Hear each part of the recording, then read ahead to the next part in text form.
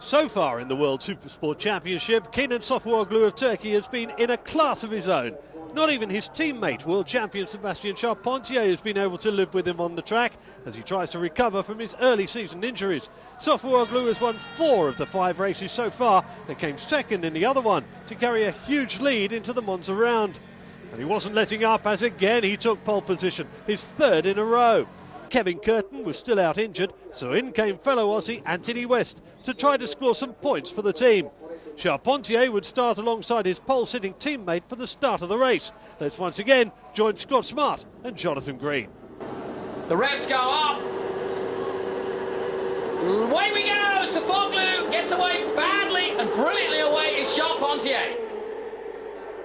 Down towards the first corner, 16-lap race this. And a great start from Brock Parks as well. Looks like Nanelli's in there on the Ducati as well. He looks like he's going to swap into 3rd place. Oh, somebody's gone wide onto the grass. Several riders going onto the inside part. It was a Honda, so it could have been the sticky bike that's actually now 3 seconds in the lead. And I think Craig Jones could be very competitive there. Sofuoglu into 3rd now, straight past Charpentier. Charpentier always takes a steady couple of laps to get going, doesn't he? But look at the 210 Carter boys side by side, and here comes Nanelli. Fujiwara is still down in 11th place, so that's a dismal start from the front row. So he's got some work to do.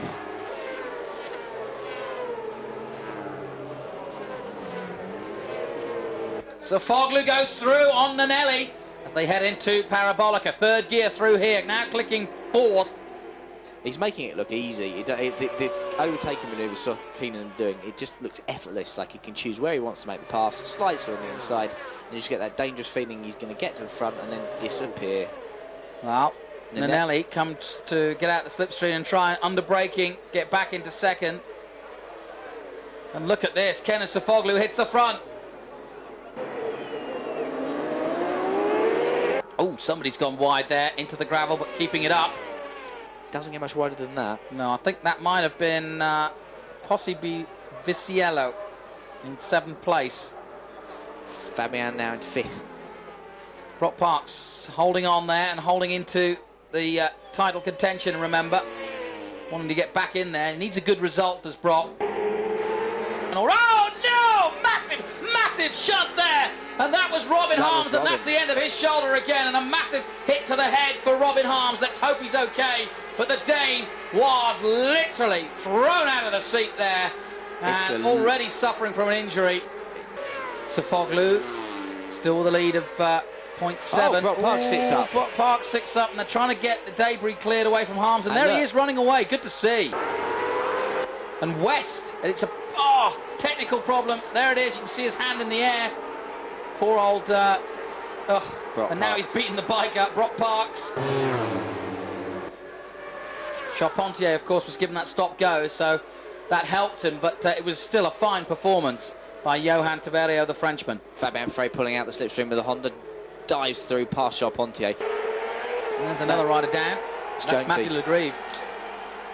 And look at this, here comes Anthony West on the world champion, and goodbye and good night. But Frey also knows he's here now. Yes.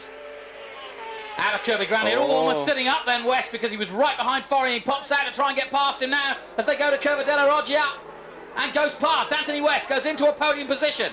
What a race!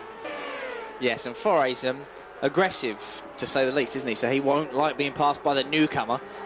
Not at all. And, well, he gets past him again, and boy, it's close, because Nanelli... Here they come then, down the main straight. Through goes the leader. So, they're 3 abreast. Forey pulls out the slipstream, drags Westy past. Will Westy be able to do them both? Could do. Anthony West going into 2nd place as predicted. No, he doesn't. He goes back to 4th. Oh, Nanelli hanging on in there, but Forey's finally got past him, and he goes into 2nd place. Forey. Oh, and Forey looks behind him as they head down towards Parabolica, and he tries to get defensive to Fabian Forey, knowing that there's 2 very fast riders behind him. They're not actually in his slipstream. He's got a bit of a whole bike length breathing space at the moment, but the Kawasaki's so good on corner entry that Westy slides back through on Nanelli. Out of the last corner they come. Forey's just about broken away from their slipstream at the moment. They're not quite drafting him, but he hasn't got quite as much power. The Yamaha, as they go past our commentary position, is gaining on him. Kenan Sofuoglu sliding all over the track there. Here comes West, and into and actually holds them all up, but he's made the position. Sofoglu looks over, but he doesn't need to worry. Foray just doesn't have the speed. Look, he's absolutely on the back tyre. But he's done it. Into second goes Foray now. Can Anthony West hold it tight and get the stream past for the finish line? He's definitely got a better line. Anthony West going for second place, and he's going to be a real challenge to Foray. Across the line comes Sofoglu. Oh. Here comes West. Foray's got it. West has got it. Who's got it? Foray's got it. Just. Foray had to push him against the wall to stop him coming past. Great finish to that, and Foray takes second place. But amazingly, Anthony West of Australia is on the podium. So then, 5 out of 6 wins as the young Turk marches on to yet another victory. A great job also by Anthony West, starting 14th and never having ridden a Yamaha or raced the Monza circuit. It was a brilliant effort. I was very happy yesterday morning. I did the races since I know already I came strong in the race. And in the beginning of the race, I couldn't make good start, and after I was 6th or 7th position. In already 2 laps, I understand I'm much faster than other rider. And I overtake him in 2 laps, and I was thinking pull a little bit gap, then keep same till last 3 laps. When I see the gap like about 3 seconds after, I start to be same lap time constant to go, and last 2 laps probably I tried to finish the race, and I'm really happy to again winning the race. The Monza event also marked the 4th round of the European Superstock 1000 Championship. And with so many Italians leading the way, it was bound to be a special day racing in front of their home fans. Italian Niccolò Canepa and the all-new Ducati 1098 still lead the standings, but the fast Monza circuit would really test the new bike that's not noted for its outright speed. Behind him in the standings was a host of other hungry Italians who out-qualified him, including Claudio Corti and this year's sensation Michel Pirot, currently 2nd in the standings. Pirot took his 2nd pole of the year and was out for home glory, but he knew he'd have to work for it. At the start, he and fellow countryman Corti got away well and led early on. But Valencia winner Mark Atchison of Australia was in the leading pack, and so too was Biacco and Didier van Kameulen as they slammed around the famous old circuit at breakneck speed. Pirot and Corti diced for the lead. Then out of nowhere, Claudio Corti high-sided at over 150 miles an hour and was lucky not to be hit by the riders behind him. He was out and Pirot now had a clear lead. But he too was to suffer a similar fate when a few laps later he pushed too hard and ended up kissing the Monza gravel rather than the winner's trophy as he had at Assen. That left the hard-charging Matteo Biacco battling with Australian Mark Atchison as they headed for the line on the last lap.